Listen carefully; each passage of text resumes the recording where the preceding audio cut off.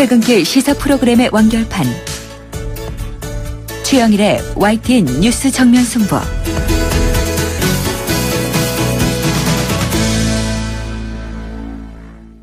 YTN 뉴스 FM 뉴스 정면 승부 2부 시작합니다. 세계 각 나라에서 어떤 일이 벌어지고 있는지 알아보는 시간인데요. 보도국 국제부를 연결해 볼까요? 이경아 기자. 네, 국제부입니다. 네, 자, 이 오늘 논란의 갤럭시 노트 7이요. 사실상 단종에 들어간다는 발표가 나왔는데요. 이 중국에서도 미국에 이어서 약 20만 대가 리콜된다고요? 네, 중국 정부는 갤노트 7의 제품 결함을 조사하던 중 중국 삼성이 약 20만 대를 리콜하겠다는 계획을 제출했다고 밝혔습니다. 중국에서 판매된 갤노트 7 전체를 대상으로 한 것인데요. 리콜 방식은 두 가지입니다. 새 휴대전화를 무료로 교체한 뒤에 차액을 돌려받거나 아예 반납하고 전액 환불받는 방식입니다. 이에 앞서 중국 삼성은 지난달 말 갤노트 7 리콜과 관련해 중국 소비자에게 공식 사과문을 발표했고 오늘부터 판매 중지에 들어갔습니다. 시장 분석가들은 이번 파동으로 삼성의 브랜드 평판이 떨어졌다며 앞으로 화웨이와 오포 등 강력한 스마트폰 브랜드와의 경쟁에서 삼성이 고전할 것으로 내다봤습니다. 중국 언론들은 갤노트 7의 문제를 지적하면서 중국 업체들을 지원하는 보도도 잇따라 내놓고 있습니다.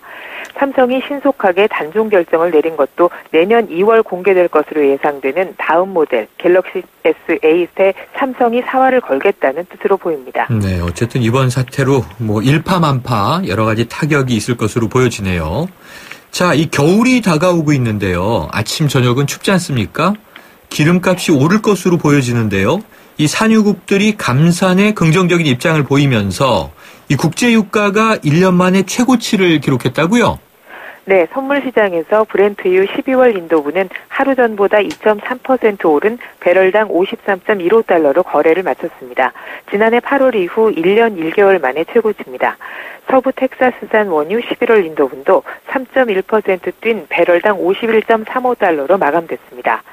올해 배럴당 20달러대까지 떨어졌던 국제유가가 1년 전 가격을 회복한 것은 주요 산유국들이 원유 생산량을 줄일 것이라는 기대가 커졌기 때문입니다.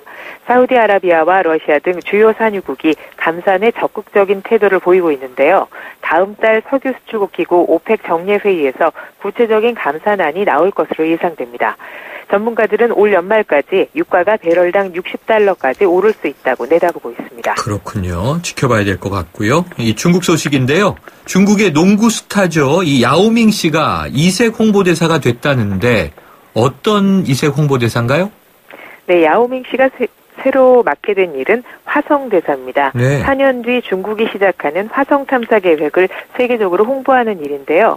중국 정부는 야오밍뿐 아니라 작곡가 탄둔, SF 소설가 류츠신 등 유명 인사 11명을 화성대사로 위촉했습니다.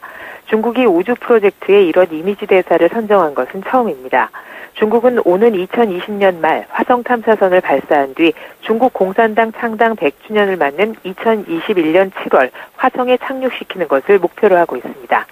중국 과학자들은 최근 국제우주기구의 소위원회를 설립해서 주도적으로 연구에 참여하고 있고 관련 논문 수도 미국에 이어 세계 2위입니다. 경제뿐 아니라 우주 개발에서도 중국의 발언권이 점점 커지고 있다는 얘기겠죠. 그렇군요. 우주 개발 경쟁 격화되고 있습니다.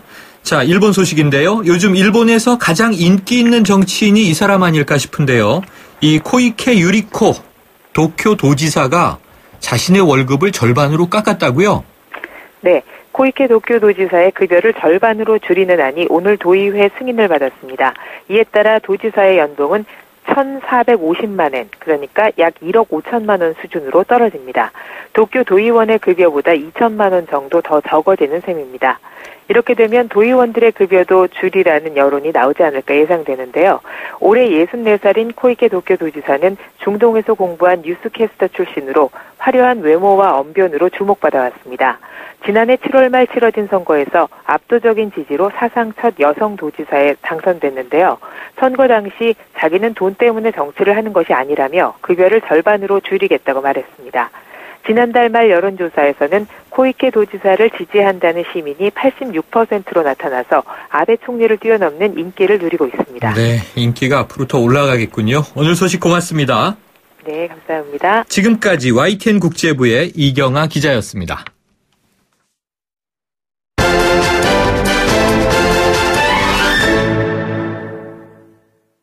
네, 지난 주말에 알려진 일이었죠. 이 불법 조업을 하던 중국 어선이 단속에 나선 우리 해경의 고속단정을 들이받는 사상 초유의 사건이 발생했습니다.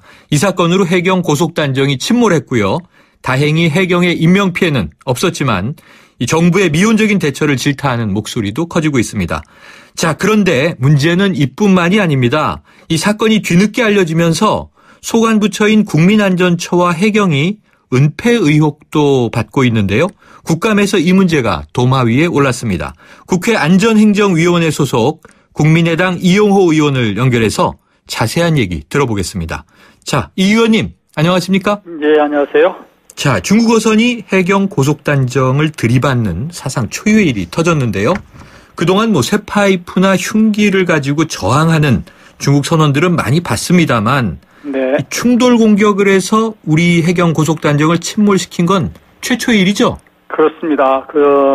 사실 상상할 수도 없는 일이 발생한 건데요. 네. 우리 어업 주권 해역에 들어와서 이것을 단속하려는 우리의 국가 공권력에 대한 정면 도전이고, 네.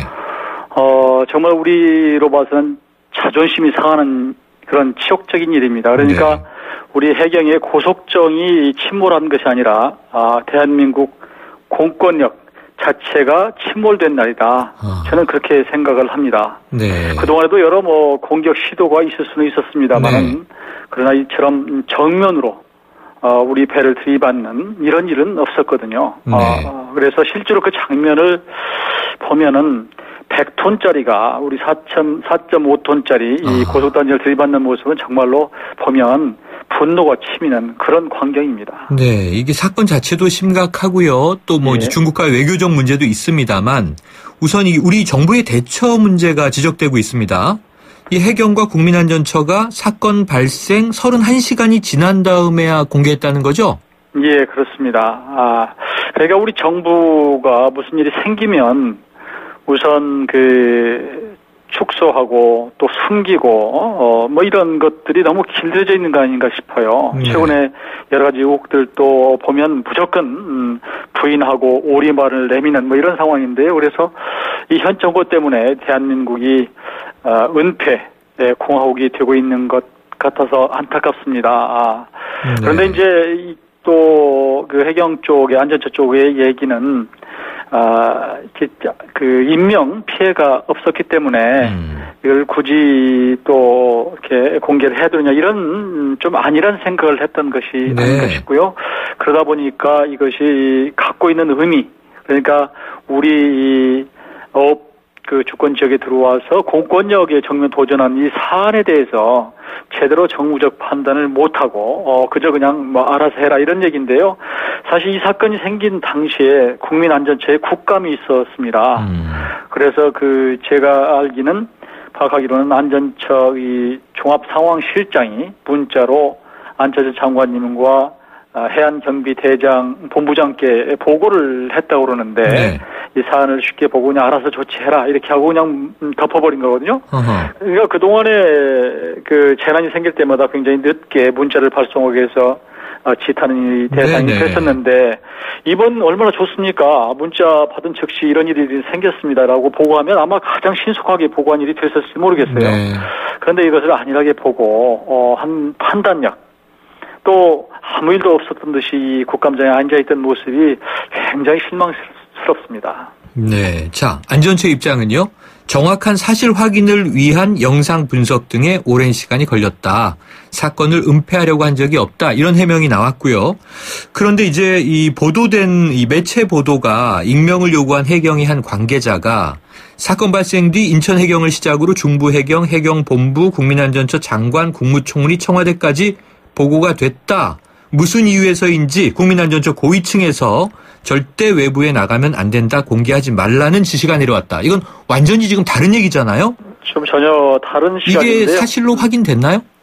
아직은 그러니까 지금 그 사안 자체가 이제 언론에서 나온 것을 어느 정도로 저희가 받아들일까 하는 시각 차이 같은데요. 네. 위에서 거기에 대해서 즉각적으로 언론에 공개하거나 발표하라 이런 뜻이 아니고 그냥 알아서 조치를 하라라고 굉장히 이 사안을 쉽게 안이하게 판단하는 데서 그런 것이 나온 것이 아닌가 싶습니다. 네, 그러니까 네. 그 사안 자체를 조금 전에 말씀드렸지만 좀 무겁게 받아들이지 않은 그런 측면이 있어서 외교부가 사실 우리 정부가 대응한 것도 마찬가지거든요. 그래서 처음에는 중국 영사를 9일날 불러다가 이제 항의를 했고, 네네. 이게 이제 뒤늦게 사안이 이게 심각하구나. 갖고 있는 의미가 무겁구나 이렇게 봐서 오늘 11시에 이제 추고홍 중국 대사를 불러다가 다시 항의하는 것을 보면 어떤 사안이 갖고 있는 무게감이나 어떤 그런 것을 제대로 판단을 못했던 것이 아닌가 싶습니다. 네, 자 익명 해경 관계자의 이제 매체 보도 아까 인용해 드렸는데요. 이 논란이 일자 국민안전처는 9일 오후에 해명 자료를 냈습니다. 네. 자 해경 관계자의 발언 내용은 사실 무근이라면서 이제 반박을 했고요. 자 그럼 국감에서 지금 이 사안은 계속 다뤄지고 있는 거죠?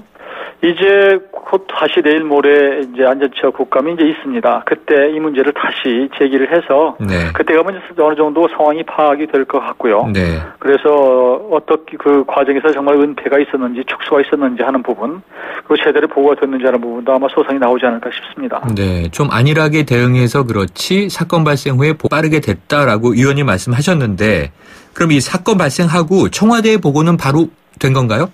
그러니까 이 사안이 이제 우리 바다에서 일어난 일이니까 네. 이제 청와대에 보고하는 것은 2시간 남짓 있고 나서 보고를 했습니다. 네네. 그래서 안전처에서 청와대 재난안전비서관에게 네. 내부망 이메일을 통해서 보고를 한 그런 상태입니다. 네. 그러나 이메일을 즉각 확인한 것으로는 나오고 있는데 이것을 수석이나 비서실장을 통해서 또 윗선에 보고를 했는지 여부는 아직은 파악이 되지 않고 있는 상태고요. 네. 그러니까 지금 이제 그 해경 쪽에서는 인명피해가 없었기 때문에 네. 이 사안을 더 중요한 것은 현장에서 이 공권력에 도전한 이 중국 어선을 네. 확정 짓고 체증하는 그래서 이 현장 수습이 더 중요한 것이기 때문에 그러면서 시간이 좀 늦어졌다는 것이고요. 그럼에도 불구하고 일본은 보고를 했다는 거거든요. 네. 그래서 조금 그 부분이 지금 서로 말이 엇갈립니다. 그러니까 네. 안전처 장관에게 했다고 하는 그 문자 보고가 48분 후에 이루어졌다고 공식적으로 나오고 있는데 네. 또 저희가 확인한 바로는 담당 계장은 또 즉각 보고를 했다고 하기 때문에 네. 이 부분은 조금 더 규명이 필요한 것 같습니다. 그런데 의원님 말씀대로라고 하면 인명피해가 없는 건 정말 다행입니다만 그래도 말씀하신 대로 이게 이 엄중성에 있어서는 국가 위상이 지금 허물어질 수도 있는 그런 외교적인 사안인데요. 그렇죠. 예. 이메일 보고라고 하는 것도 조금 납득이 되지 않습니다. 저희도 그래서 이런 일이 생기면 청와대 종합상황실에 상황실에 보고를 하나 이렇게 봤는데 네. 그러지 않았다는 거예요. 그래서 이게 이메일 보고라는 것이 이메일을 늘 또 수시로 체크해야 하는 것이 아니기 때문에 그렇죠. 이게 과연 제대로 보고가 된 것이냐 이 부분도 한번 다시 짚어봐야 될 필요가 있는 것 같습니다. 네, 자 원점으로 한번 돌아가서 짚어보면요. 이 국민안전처는 세월호 참사를 되풀이하지 않기 위해서 만들어졌고요. 그때 대통령은 이제 국가 개조에 준하는 이 안전에 대한 대책 필요하다고 말씀을 하셨고요. 예. 그런데 지난번 이 경주 지진 때도 그렇고요. 이번에도 그렇고 왜 이렇게 계속 늦장 대응 문제가 발생한다고 보십니까?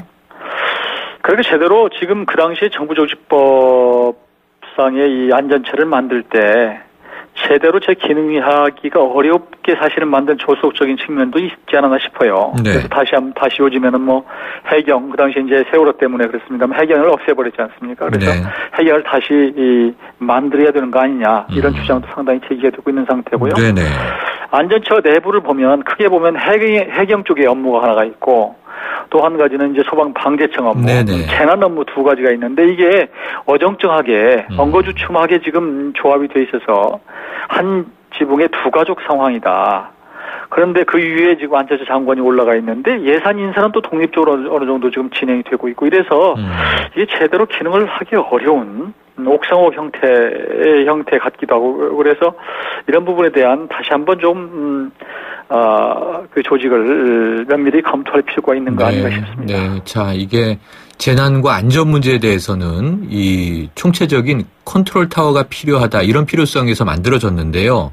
이 컨트롤 타워와 옥상옥은 좀 다른 거죠. 그렇습니다. 네. 네, 자 정부가 이번 사건 관련해서요, 이 중국 정부에 항의를 했고 오늘 단속 강화 대책을 발표했는데 필요에 따라서 이 함포 사격이나 기관총 공용 화기도 사용하겠다 이런 거잖아요. 어떻게 보십니까? 저는 뭐 그게 맞다고 봅니다. 네. 사실은 우리 영토는 아니지만 사실은 영토에 준하는 지역이기 때문에 우리 국가 주권이 확실히 미치는 지역이거든요.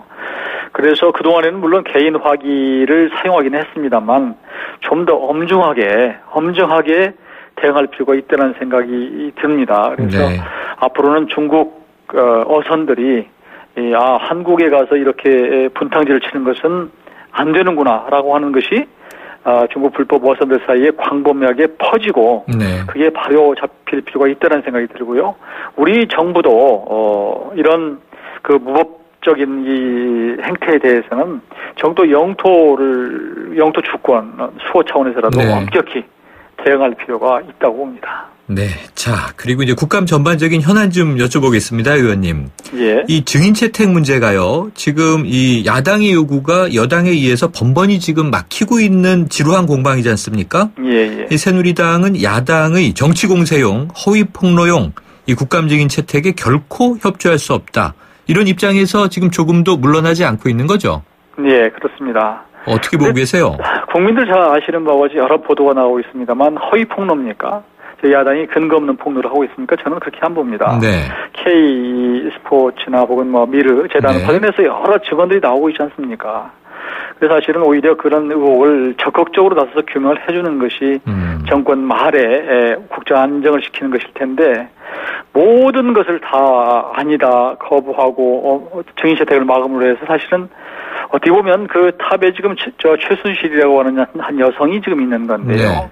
이분을 위한 방탄 국감을 하고 있는 겁니다. 그래서 정말로 이 국감이 우습게 되고 있는 것이고요. 초반에 그렇지 않아도 이정현 대표 느닷없는 탄식을 했고 또 그래서 국감 거부로 상당히 시간을 끌더니 아마 역대 이렇게 국감을 무력화시킨 여당 아마 없었을 겁니다. 네, 지금 여당 의원들 이제 저희가 인터뷰를 해보면, 그러니까 이게 정치 공세라고 하는 것이 쟁점화해서 청와대 흠집내기로 나가려는 것 때문에 그렇다라는 이제 입장이신데요. 그런데 말씀하신 대로 좀 합리적인 의심은 이게 최순실이라는 인물이든 뭐 차은택 감독이라는 인물이든 오히려 국감에서 좀 명명백백히 밝히면 청와대와 무관하다는 게 좀 더 해명되지 않을까요? 어떻게 당연한 보세요? 말씀이시죠. 그러니까 청와대 흠집내기, 누가 청와대 흠집내기를 합니까? 당연히 이 권력과 연계된 것 같은 의혹, 이런 의혹들이 있는 것에 대해서 확실하게 규명을 하고 넘어가자라는 것이거든요. 그런데 지금 말씀하셨듯이 최순실이나 혹은 차은택 감독, 그 다음에 이번에 그 재단, 미르재단 등에 네. 관해서 모금을 주도했다고 하는 이승철 전경련 부회장. 네네. 그리고 심지어 박병원 경총 회장 같은 경우는 대기업의 발목을 비틀어서 지금 수배를 걸었다 이런 증언도 나오고 있는 네. 상황이기 때문에 이런 분들을 증인으로 채택을 해서 의혹을 규명하는 것은 국회로서의 해야 될 당연한 책무거든요. 네. 이건 여당이 나서서 방어할 일이 아니라고 보는 것이기 때문에 또 지금 잠깐 그런 것을 방어한다고 해서 영원히 방어가 되겠습니까? 네. 결국은 정권이 끝나고 나서도 그 전에도 여러 가지 계속될 것이기 때문에 차지 한번 의혹을 해소하고 넘어가는 것이 좋지 않을까 싶은데 네. 하여튼 모든 것을 다 거부해서 지금 증인이 일체 안 되고 있는 그런 답답한 상황입니다. 자, 여당 일각에서도요, 유승민 의원 같은 경우에는 이 정경련은 발전적 해체를 해야 한다 이런 주장이 또 나오고 있지 않습니까? 네. 그럼 최소한 이 정경련 문제하고 문체부 재단 설립 과정 문제 정도는 좀 이 문제를 바로잡기 위해서라도 국감에서 다뤄줘야 하지 않을까 싶은데 다뤄질 수 있을까요? 현실적으로는 지금 분위기로 봐서는 어려운 것 같습니다. 네. 여당이 증인 채택하는 것을 반대하기 위해서 거의 안건 조정에 이렇게 올려버리면 현실적으로 채택할 수 있는 방법이 지금 없거든요. 그래서 네. 지금은 이제 운영위가 마지막 날 있는데 거기에 지금 증인으로 채택된 우병우 민정수석, 안종범 수석 정도인데요. 그것도 지금 우병우 수석은 지금 안 나올 태세거든요. 그래서 청와대를 대상으로 해서 국감을 하겠지만 지금 실제로 의혹을 받고 있는 직접적인 대상자들이 안 나온 상황에서 어느 정도나 될지 아주 답답한 상황입니다. 그리고 네. 전경련은 사실 그동안의 역할도 오래전에는 있었겠지만 네. 최근에는 어버이연합이나 그 외에 지금 나오는 여러 가지들에 관해서 매우 그 국민적 감정이 좋지 않은 상태고 네. 과연 필요할까 하는 의혹이 여러 가지 이제 네. 의견들이 있기 때문에 차제의 것을 발전적으로 해체하는 것도 어떨까 하는 그런 의견도 지금 나오고 있습니다. 네, 정부 여당의 입장에서요, 오히려 이런 의혹들을 국감에서 좀 해소하고 넘어가지 못하면 내년 대선 전국에서 더 큰 뇌관으로 작용할 것이다, 이런 관측들도 있는데 의원님 입장은 어떠세요? 저도 같은 생각이에요. 근데 지금 여당이 도대체 전략이 있는 것인지 네. 좀 장기적으로 어떻게 이 정국을 끌고 가고 정권을 어떻게 마무리를 지을 것인지 하는 부분에 대한 아무런 생각이 없는 것 같아요. 네. 그러니까 굉장히 어떤 그때그때 사안마다 그냥 나오는 대로 감정적으로 대응할 뿐이지 어떤 그 시나리오나 긴 장기적인 플랜을 갖고는 지금 움직이지 못하는 정말 아주 집권 여당으로 네. 봐서는 좀 어떤 정국을 끌어가는 힘이 없는 그런 좀 상태가 아닌가 싶습니다. 네. 자, 오늘 이 박지원 비대위원장 SNS를 보니까요, 우병우 이수석 불출석할 시에 예산 심의를 보이콧할 수도 있다, 이런 글이 보이던데요. 엄포용일까요? 이 가능성이 있습니까? 저희 야당으로 봐서는 예산 심사가 그 중에서 굉장히 중요한 그 어떤 무기라고 그럴까요? 뭐 이럴 수 있는 거 전략적으로 사용할 수 있는 네. 카드기는 한데 그러나 또 이런 것을 예산 문제를 또 직접적으로 연결시키는 네. 것이 어떨까 싶어요. 그래서 국민들이 이제 충분히 판단할 것이기 때문에 알겠습니다. 그걸 꼭 그렇게 박 대표가 쓰셨다고 해서 네. 그것이 실제로 그렇게 갈지는 아직은 좀 예. 지켜봐야겠습니다. 의원님, 오늘 말씀 고맙습니다. 예, 감사합니다. 지금까지 국민의당 이용호 의원이었습니다. 지금 듣고 계신 20초짜리 광고만으로는 프리미엄 지식산업센터 원익캐슬의 수많은 베네핏을 다 전할 수 없습니다. 당신의 비즈니스 환경이 더 큰 성공을 뒷받침할 수 없다고 생각한다면 지금 검색하세요. 프리미엄 지식산업센터 원익캐슬 동원건설산업. 아유, 세 단계 종이 또 걸렸어? 정말 제본 하나 하려다가 미치겠네. 내가 진작 현대오피스로 바꾸라니까. 오늘 다 날 셀 거야. 이제 스트레스 받지 마세요. 사무기기 전문기업 현대오피스가 책임지겠습니다. 사무기기의 올바른 기준. 현대오피스. 당신의 제규어는 수만 번의 코너링 후에도 그 가치가 확실히 지켜져야 합니다.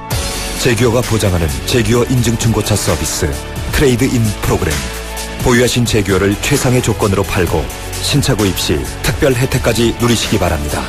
제규어 공식 인증 중고차 전시장에서 만나보세요. 거라. 이 세상에서 누가 제일 예쁘니? 2588 박서연. 어머, 내가?